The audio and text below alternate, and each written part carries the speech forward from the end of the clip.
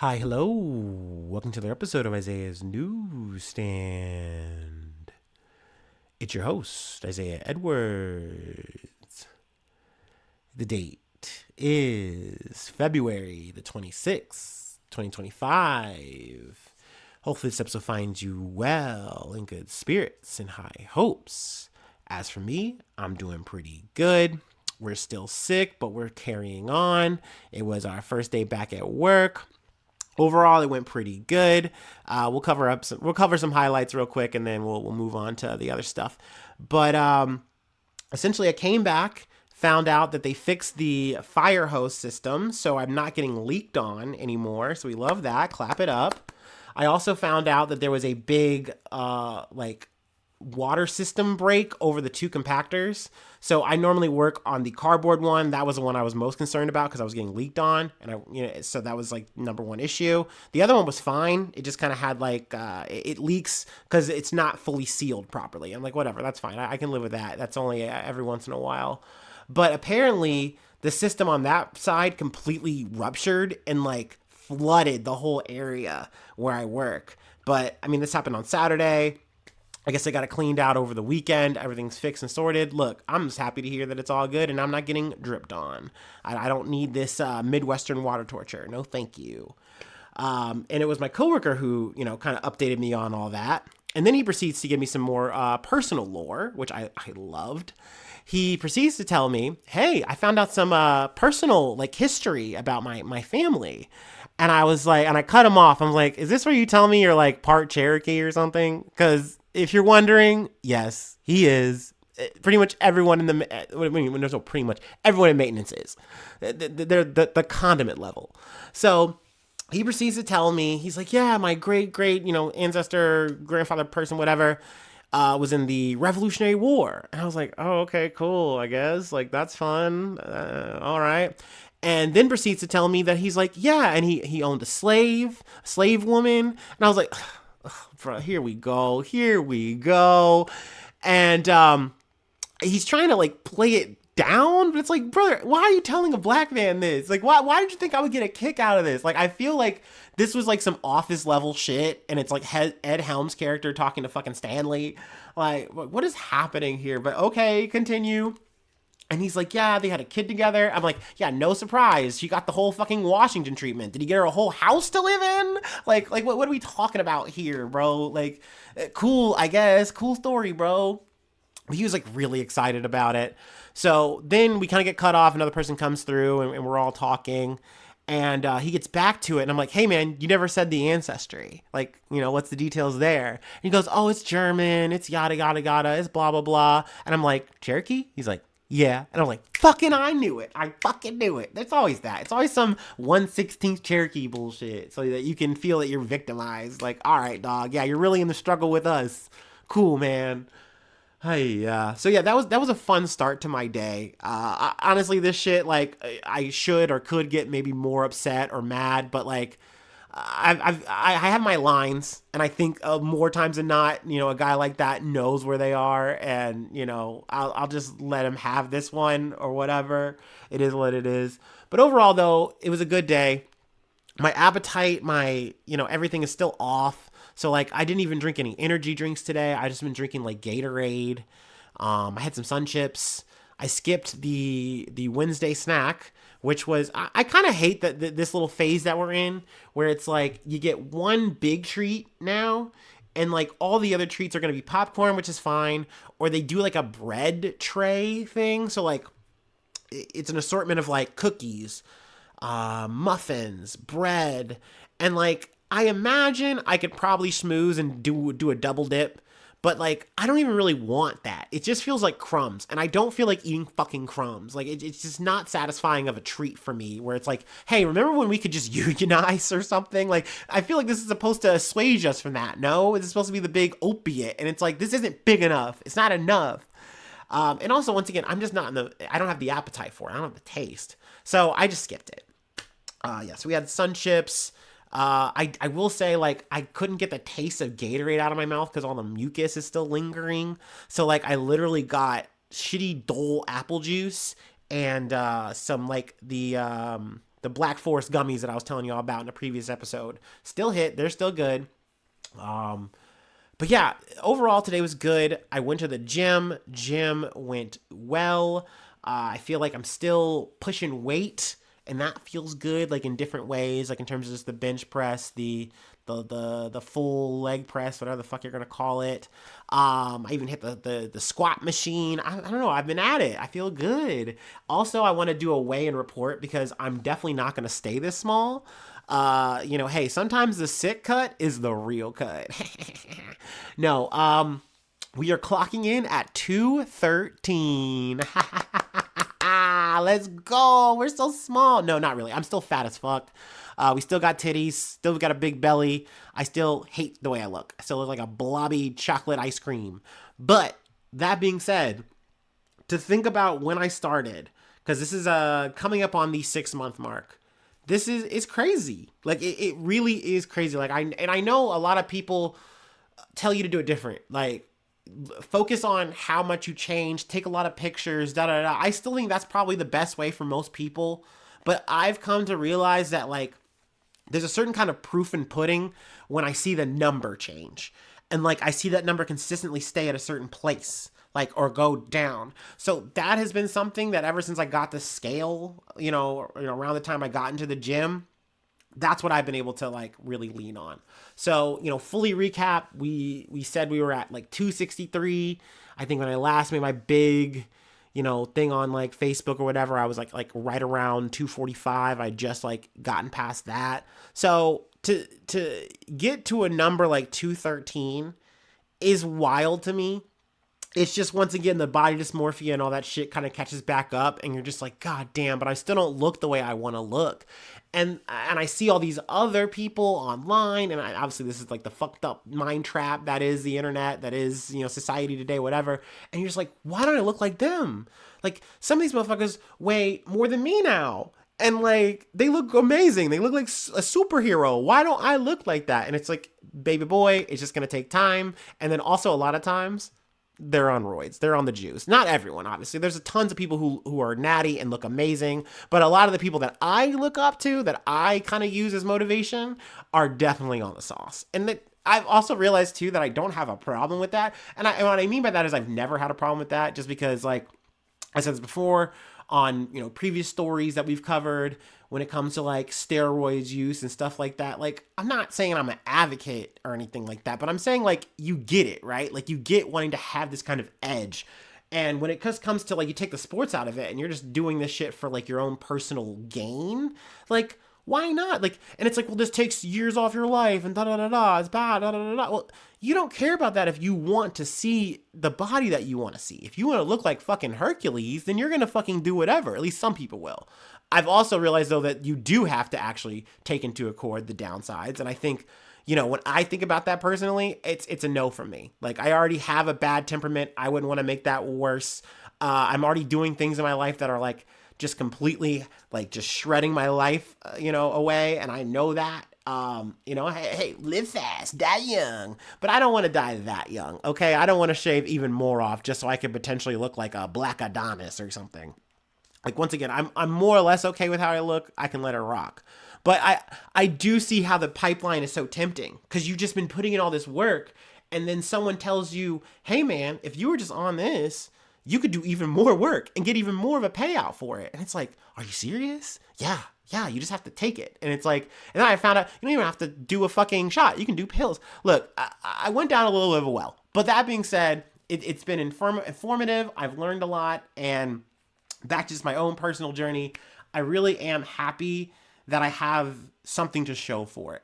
And not to the world or anything like that, but like to myself. Like, this has been a lot. Like, not even when I just think of last year or this year so far, but like, I don't know, like since I was like 28, 29, and I started realizing like, dude, I'm so sad. Like, I'm so sad.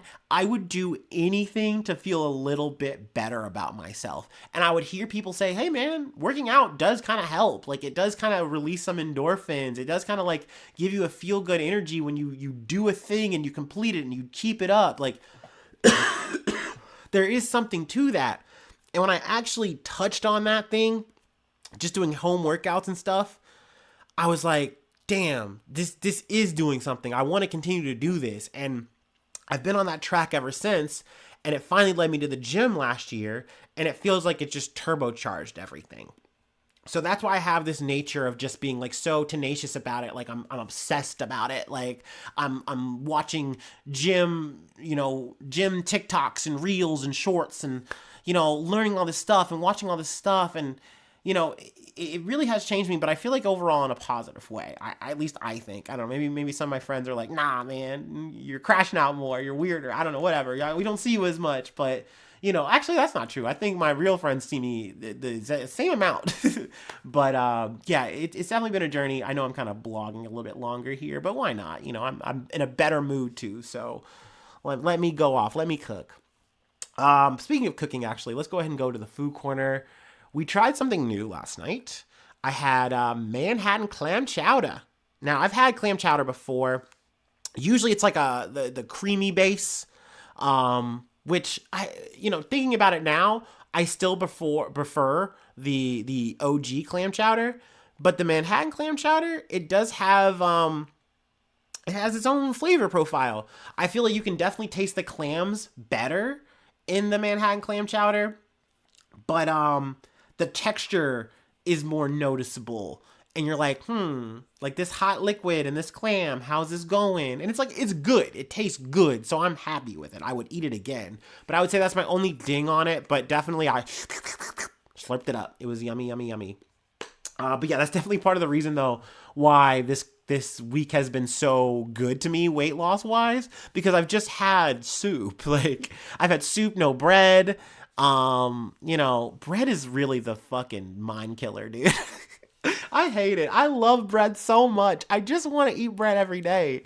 I'm a little hobbit for that shit. It's crazy that you kind of have to give that up if you want to make like consistent gains in terms of weight loss, in terms of like shredding fat. It's a bummer. But hey, we're taking this week. That's why I'm celebrating now. You know what I mean? You got to make the most of the sickness, So I feel good about that. But yeah. We've yapped a lot for a start, so let's go ahead and take a water break. Let's take our start up, and then we'll go ahead and get into some news. I do have some things I want to talk about that are news related.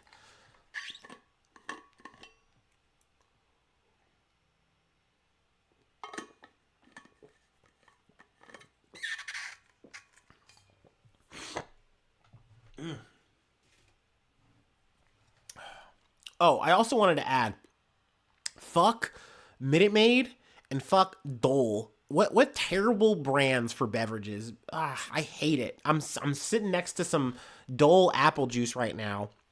That's barely drinkable. I tried their orange juice the other week. It was ass. And don't get me wrong, Minute Maid is also ass. It's like they're in an arms race to see who can make the worst beverage for consumption.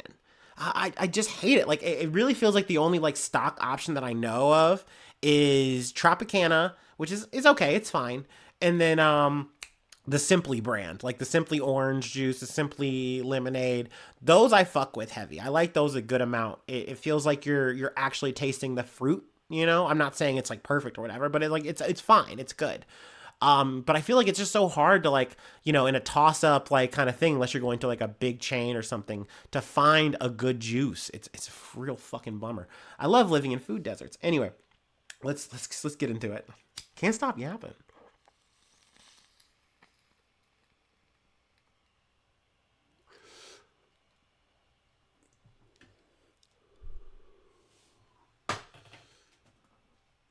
Speaking of Tropicana. Also, I've become a lots of pulp guy. I used to be as a kid, no pulp, ew, pulp gross. But now I'm like, I kind of want to feel the orange, you know what I mean?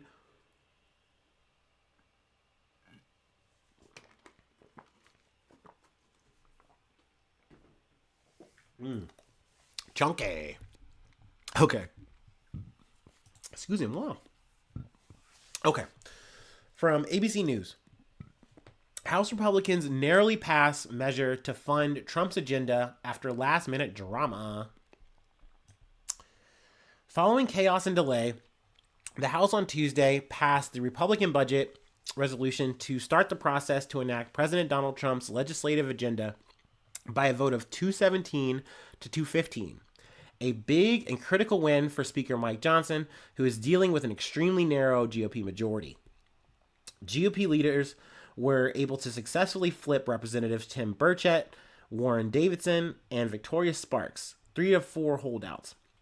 The other, Representative Thomas Massey, was the only Republican who voted against the resolution.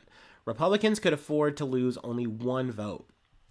A lot of work yet to be done, but we're going to celebrate tonight, and we'll roll up our sleeves and get right back at it in the morning, Johnson said to reporters after the vote. It was not clear whether Republicans would have the votes to pass the measure on Tuesday afternoon and into the evening. At least 4 Republican members said they would vote no on the plan, and Johnson could afford only 1 defection. House Republicans held their first vote Tuesday night for more than an hour as leadership tried to wrangle votes for the funding resolution, and Democrats protested. GOP leaders then briefly pulled the budget resolution, the next vote in the series, from the schedule and rescheduled it a few minutes later and called the entire House back to the chamber. Now, this is the drama part because essentially it was to the point where everyone thought this was dead. So people were even leaving and going like, well, we're going to go get dinner. We're going to go like, this is cooked. We're done. Johnson's like, hell no, we're not done. Proceeds to jam it and say, no, we're running the vote now. Essentially saying, well, we probably have the numbers. I think we can just do it now. And then everyone proceeded to just run back. So it's like, okay, we all got to do our fucking jobs, I guess. And everyone comes and makes it, but luckily for Johnson, I guess I should say, it works out for him. And it's like, hey, we did it. Everyone fell in line besides Massey. We kind of knew he wouldn't. He was the only one that actually seemed to be like, hey, this isn't going to, like, all this shit, because essentially this is a big bill that he wants. It's got so much fucking shit in it. I'm not going to go through all of it. I couldn't. I don't fucking remember it all. But there was another way to go about it that the Senate wants, John Thune wanted, or one, whatever, we're not entirely sure how this is all going to go. But he was like, we could split this in 2 and focus on 2 parts more or less, then come back, focus on the other 2 parts, like the big parts. But once again, that's not what Johnson wanted. And more importantly, that's not what Daddy Trump wanted. So, because he's like, I just want one big bill. No, Trump has even said, he's like, look, I don't care as long as you guys are doing what I want. If you do it in 2, fine, but just do it. So essentially, I feel like when we look at this, there was really no losing, and it's kind of like drama for the media's sake. But that being said, you would hope to see something like this not pass for what I'm about to get to. Because a lot of the focus on this is spending cuts. And it's like, well, what are you going to be cutting? Let me try to get to the point I wanted to get to. Probably should have highlighted it. That would have been smart. Now, I want to get to what one of the House Majority Leader, Steve Scalise, who is defending the budget, contending that Democrats were lying when they asserted that Republicans are primed to make deep cuts to Medicaid. Now, this was a talking point that Biden used, the administration used, Democrats in Congress have been saying a lot, saying that this is something that they have been looming over, saying we need to make cuts to Medicare, Medicaid, some entitlement program or programs. We need to make it happen. But when you actually put the spotlight on them, when you actually put a microphone in front of their face, they're like, nah, we're not trying to do that. No, we would never do that. We're not trying to hurt our own people. We're not monsters. That's not what they're painting us out to be that way. But yet we seem to get closer and closer to this nebulous where they can do that. This bill doesn't even mention the word Medicaid a single time, and yet all Democrats are doing is lying about what's in the budget because they don't want to talk about the truth, Scalise said. Instead of just sitting back and licking their wounds that they're completely out of touch with the American people, their only choice is to resort to lying about what's in this vote today. There's no Medicaid in this bill. There are no Medicaid cuts in this bill, yet that's all they're saying. I will admit, he's right about the out of touch part. Sure. Okay. Cool. You cooked on that.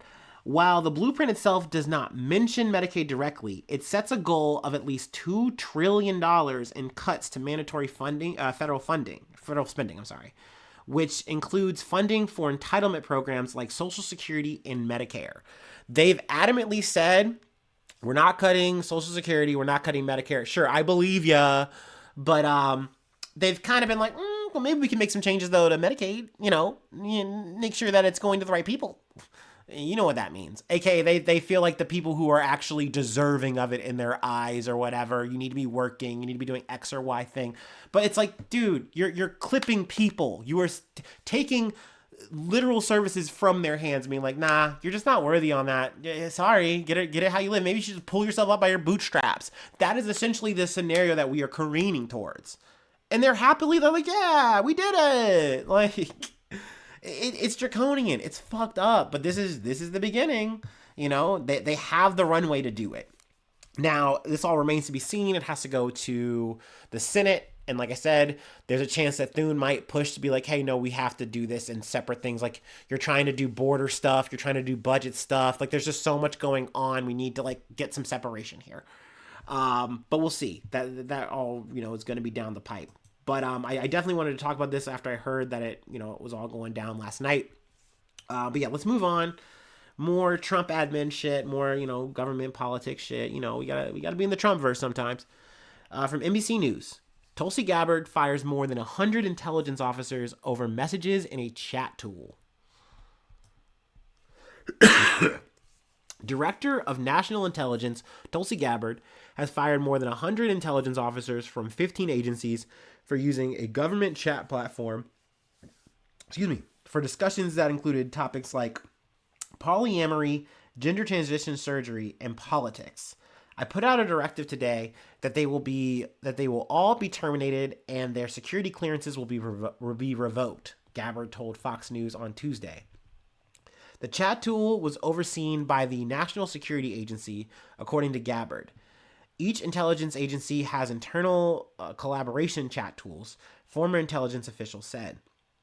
Gabbard said the fired intelligence officers' conduct represented an egregious violation of trust and violated basic rules and standards around professionalism. According to a social media post, Gabbard, according to a social media post by her spokeswoman, sent a memo directing all intelligence agencies to identify the employees who participated in the chat rooms and to terminate their employment and revoke their security clearances. Excuse me. The transcripts included some political discussion, including a few people criticizing Gabbard and 3 people celebrating the death of televangelist and former Republican presidential candidate Pat Robinson in 2023. Rest in piss, Bible thumping fucking freak. So honestly, there's a strong chunk of this that I'm like, so people were just talking in this chat and you're upset about it, like, and you're firing them for it. But I can understand that it's like you were having conversations that were not related to your job on this app, and that's not okay. Now, do I think that this is something that you should be instantly terminated for? No. I think this is something that you could be reprimanded for, and you could just kind of move on from that.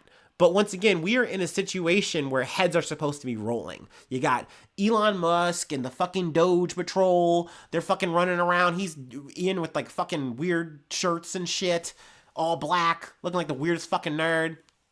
Essentially saying, you guys have to, like, people have to be fired. And he's even going like over their heads and say, like, sending emails to government employees, through his whole little Doge team, saying, hey, you need to tell us what you did, like, what productive things you've been doing.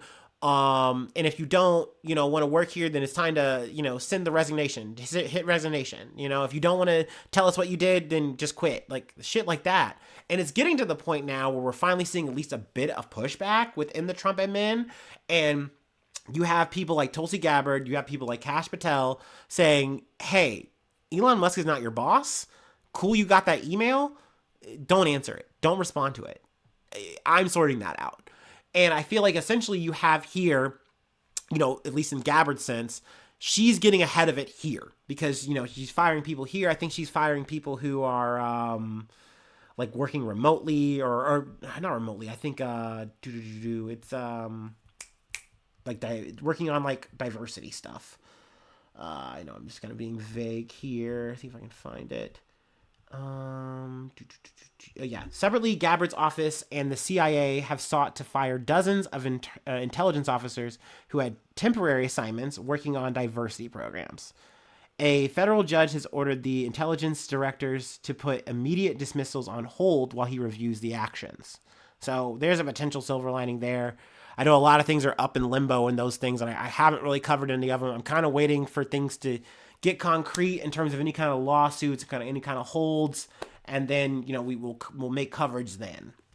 But yeah, I mean, I thought this was an unfortunate situation because to me, at the heart of it, it wasn't like a lot of media outlets that I've kind of read are focusing on the sexual nature of it, which I'm not saying is like, oh, it's okay to like talk about sexual stuff on a work chat. No, it's not. Or even that you should be getting political like that. Should I even be getting political at my job? No, of course not. But once again, you're going to have banter. And I think if you're overall having okay, acceptable banter, that's not a problem, then what's the fucking issue? But it is one of those things that when it comes up, then it's like, hey, you have to examine the severity of it. And it's like, hey, there might be needs of reprimand. Okay. But yeah, to just roll 100 heads looking for more, that's crazy to me. But so it goes. So it goes in the year of the Orange Man. Anyway, let's continue. We have more Trump stuff. More Trump. It's actually pretty much all Trump till like the end, and it's not like it's good news, but hey, living in America. From CNN. Did I? Okay, I did. From CNN, Trump says U.S. will sell 5 million gold cards to wealthy foreigners. This was a trip. Wow. President Donald Trump said on Tuesday the U.S. would sell a gold card to wealthy foreigners, giving them the right to live and work in the U.S. and offering a path to citizenship in exchange for a $5 million fee. We are going to be selling a gold card, Trump said from the Oval Office. You have a green card. This is a gold card. We're going to be putting a price on that card of about $5 million. And that's going to give you green card privileges, plus going to be a route to citizenship. And wealthy people will be coming into our country buying this card. It's almost like a fast pass equivalent of a green card is what he's trying to make it out to be. Asked whether he would consider selling the cards to Russian oligarchs, Trump responded, yeah, possibly. I know some Russian oligarchs that are very nice people. Like, motherfucker, he will sell this shit to Satan. It does not matter to him. It is about $1. It's about $1 bill, bro. In the pockets of America. Because, of course, it's coming to us, right? Right? Actually, I failed to mention this. The person who broke this story to me was the same person who was telling me his whole family tree bullshit. He's like, because he always loves doing this. Because he loves talking to someone about news, whether it's me or his little, conservative buddies. But I think with me, he gets the added thing where he gets to like crow like a magpie when he learns something that I didn't know, which I'm like, okay, cool. Tell me, like, give me the news. Like, that's all I want. I don't give a shit. But he's like, I can't believe you didn't hear this. Like, motherfucker, I can tell you 5 things that you didn't even think about. Don't worry about that. Just tell me. Give me the fucking goss. Give me the news. Give me the hot news. So he proceeds to like lay this out to me, and I was like, that's insane. Like, that doesn't make any fucking sense, but yet this is who we're dealing with. Also, apparently this isn't the first time. We'll do a little quick history and ramp up into it. But created by Congress in 1992, the EB-5 program can grant green cards to immigrants who make a minimum investment of at least $1,050,000 or $800,000 in economically distressed zones called target employment areas to create jobs for American workers, according to the United States Citizenship and Immigration Services. See, and I want to pause here because you'll have this narrative that I have some of my more to the right friends or whatever think, yeah, man, why don't they just go about this the right way? Why don't people just come to America the right way? Like, it just makes sense. Why do they make it so difficult? Why do they make themselves the criminals here? And it's like, motherfucker, do you have the money for that? Because you live here in the same state with me. I know you fucking don't. Get the fuck out of here, bro. You could barely go to fucking Rome right now if you wanted to. Like, it's crazy the logic that they have just to sleep at night so that they can, like, say and push the foul shit that they want to say about people who are just different from them. And it's like, don't you think that something like this should just be more attainable, easier to do, easier to get? Like, And trust me, doing the asylum route, which is sadly not a thing anymore now here in this country, but like that's not easy either. You have to go through so much fucking trauma, so much fucking bullshit. Like, it's not that no one ever wants to leave where they're at. That was another thing I was just kind of dwelling over and pondering while I was thinking about this shit. No one ever wants to leave where they are.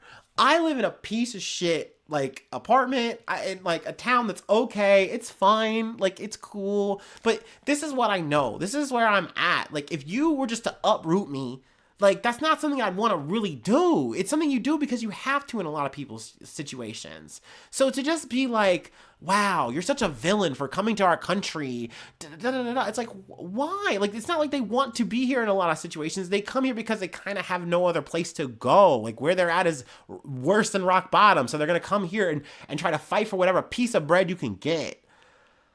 But let me continue. I just wanted to get that off my fucking chest.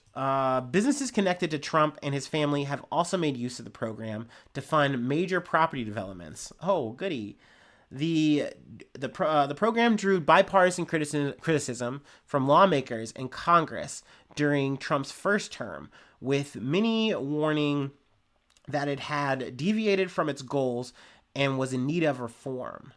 The Trump administration in 2019 moved to raise the minimum investment amount for targeted economic areas to $900,000 and $1.8 million in other locations. But a federal judge struck that down in 2021, finding that the acting Homeland Security Secretary who authorized the rule had not been properly appointed.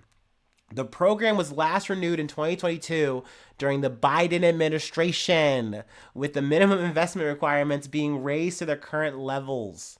So it's not like old Joe was really progressive about this shit. It's not like he really gave a damn either. Meanwhile, he's got you in a fucking, like, in Juarez with a fucking shitty cell phone that doesn't work, and that's supposed to be your way into this country. Once again, it's not like Obama, it's not like Biden, it's not like any of these fucking presidents in our fucking recent era. Of course, you too, Bush, fuck you. It's not like any of these motherfuckers have done shit that is progressive or useful for people, unless we're like, oh, we need people. Which is, once again, it's this clever fucking cute little ploy that Trump has where it's like, yeah, just come here for $5 million. And I'm thinking, if you are a Russian oligarch or like, some Saudi guy, person, chilling, would you want to make that investment? Like, nah, America's a cool place to visit. I wouldn't want to live there, especially for $5 million. I got better shit to do with my money. That's what I'm thinking. Like, I don't really see the real connect here, but once again, it's just a money grab. Like, I will say the thing I do get about Trump is that he realizes that you just get more points for just opening up the whole shop, no mask on, saying everything's for sale, give me some money. Like, give me some money. Fuck you. I don't care what you think or feel about me. Give me some fucking money. So yeah. I wanted to segue to one more thing before we close out with our last story. There was a Trump Gaza AI video that if some rando posted it, I would just say, ew, gross. That's disturbing. And I'd move on with my day. But it's the fact that Trump posts this, boasting about it, saying like, don't you see? This is what I want. It's just going to be my fat ass with Bibi Netanyahu's fat ass on a beach, Trump beach, just chilling, drinking weird looking beers. And then we got super tan Elon Musk eating some whatever the fuck out of a bowl thing. Like, this is what I'm giving you, Gaza. Don't you understand? This is the Riviera you need. Like, meanwhile, it's like, what are you talking about? They wouldn't be here in this fucking scenario that you've pushed them out of with your fucking ethnic cleansing. What are we talking about? You're selling this to what? Like, Israelis? Like, who wants this? Also, crazy to share a video where you look fat and gross. You look worse than the fucking prime minister next to you. That to me was anti-Trump. It was the worst, like, not the worst part about it, but it was just like the weird, like, it was all so weird. And it just made me want to vomit. It was so disgusting. And just the like I think what was the unnerving part on top of obviously all the like humanity bullshit is the fact that like there are so many people out there that really dig AI at this like state. Like, they think it's good, they think it's great shit, and like, you are trying to push slop on other people and telling them that it's like super fucking cool, dude. Like, motherfucker, did you even use Mid Journey for this shit? Like, it just looks ass. It just looks doo doo from a butt. And it's like, why would anyone want this vision that you're trying to sell here? It would have been better for you to like draw it with pencils. It would have been better for you to get like hire some cartoonist. Instead, you mash it into an AI fucking algo. Just stupid. Just so bad. I cannot tell you how much I hate this dude, bro. It doesn't matter that he's a content tornado. I hope the Big Macs get him. I really fucking do. And there's more shit. Actually, shout out to my mom. She sent me a thing about him opening up our forests. And I was like, what? Huh? Like, which to me is crazy because like I get the logic there because I know resources have been kind of tight, I think, in terms of construction. Housing and stuff like that. So that's a big thing. And on the surface, that's such a good sell. You think that Trump's cooking here. I know I'm saying cooking a lot tonight, but like you think he's on to something. And it's like, dude, this sounds like the clean water guy, the guy who was saying all that shit in the debate, how much he loved the environment, wants to just hacksaw that shit. And then now we have more resources. But I think that's only a part of the problem when you're getting into the fucking housing situation. That adding more lumber is not going to just wave the magic wand and now everything is fixed. Otherwise, fucking sleepy old fucking Joe would have done that. Dude, we're just scalping everything. So yeah, anyway, that was the last of the Trump shit. Let's go ahead and just mellow out for a second, get a little somber, and we got to close out with some sad news.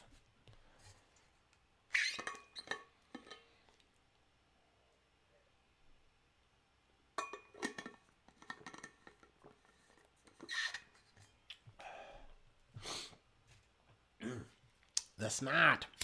I feel like I always say this, but I feel like the Mucinex commercial guy. Ugh. Like that's what I'm turning into. Like he started off inside me and like he's now slime me out and I'm him.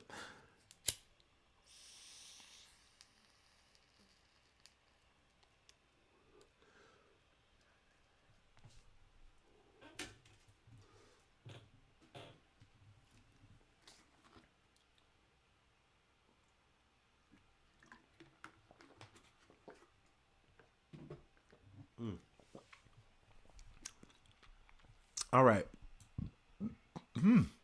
Excusez-moi. So many burps. From the BBC. Michelle Trachtenberg, Gossip Girl, and Buffy actress, dies at 39. Actress Michelle Trachtenberg, we're going to go with Trachtenberg, who rose to fame as a child star in the 1990s and 2000s, has died aged 39. Police in Manhattan said they responded to an emergency call on Wednesday morning, and found Trachtenberg unconscious and unresponsive. She was pronounced dead at the scene. The American actress was best known for playing Buffy the Vampire Slayer's younger sister, Dawn Summers, and later took the role of manipulative socialite Georgina Sparks in Gossip Girl, XOXO, which ran from 2007 to 2012 as an adult. Trachtenberg made her film debut in Harriet the Spy in 1996, and she appeared in several Nickelodeon productions. Now, I gotta say, Harriet the Spy was my shit, y'all. Like, that was the first time as a child, because, you know, you're coming into that age where, like, girls have cooties. Why would I want to see a movie with a girl in it? And it's just a girl. But, like, she just had, like, the energy, dude. She was on her Judy Blume shit. She was on her Hardy Boy shit. She was going to solve some shit. And that movie was really cool. I really enjoyed it. The rest of the article goes into, more details about her, people's reactions and stuff, condolences and everything. But yeah, I just wanted to close out with that story. Just because I in some way, shape, or form, I'm sure a lot of my friends, dear listeners, new listeners, whatever, you've seen her work. You've been like, oh wow, that was a thing she was in. Yeah, I love that. That was cool. That was like a thing, a piece of media you enjoyed. So it's always a shame when, someone we practically grew up with, passes, especially so soon. Now, I don't have any, details, and I don't like to speculate on stuff like this. So, I'm gonna leave the story at that for now. If I do hear any updates, I might come back and do that. But that is where we will leave it for tonight. If you would like to help out, support the effort, I do have a Patreon. Patreon.com/Zanga News. Become a newsie today. Actually, it's about to be a new month, new roll call. So, I can shout you out at the top of the month. I love to do that for my newsies. I plug a project, plug whatever you like. It's almost like a little advertising plat, you can use. Excuse me. Or you can just tip jar, it's a little thing. If you like what you heard, it's $5 a month, whatever. Unsubscribe whenever. Anyway, free ways to hit me up, IsaiahNews1@gmail.com. Feel free to follow me or the podcast on any of the socials. Feel free to follow on the YouTube.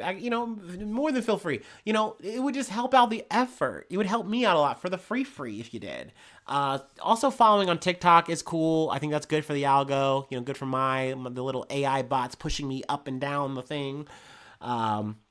Leaving a like is super cool. It's nice. Leaving a nice comment is nice. We love a nice comment. If you want to be critical, do corrections for me to set me up. That's cool because, then I can, correct the record, and that's always good. I'm not a major news outlet, all right? I make mistakes. I fart. I piss. I bleed. Dare I say shit. Sometimes vomit. But yeah, I'm a human being, and I will correct the record for sure. Don't hit the dislike button. It's so icky when I see people do that. I always hold out my refrain for a little bit on that shit, but it's like, pew on you. You could just tell me you don't like it. You could just hit me up. Just be like, hey man, that episode was doo-doo. Cool, we can have a discussion about that. I would love to. But just let's be normal. Let's be normal people. Whatever. Don't. But then again, I be every once in a while, I hit a little dislike. I be like, this episode sucks. Not my shit, but like if I'm listening to, some other, YouTube or whatever, I'm watching it, I'm like, this is actually kind of ass. But hey, look, I'm a podcaster. I do this shit so I can at least say I'm a bit of a critic. All right. Okay. All right. That'll be it for me. Thanks so much for tuning in. Thanks so much for being a friend. And hopefully I see you soon for some more good news. I love you. Bye-bye. Mwah.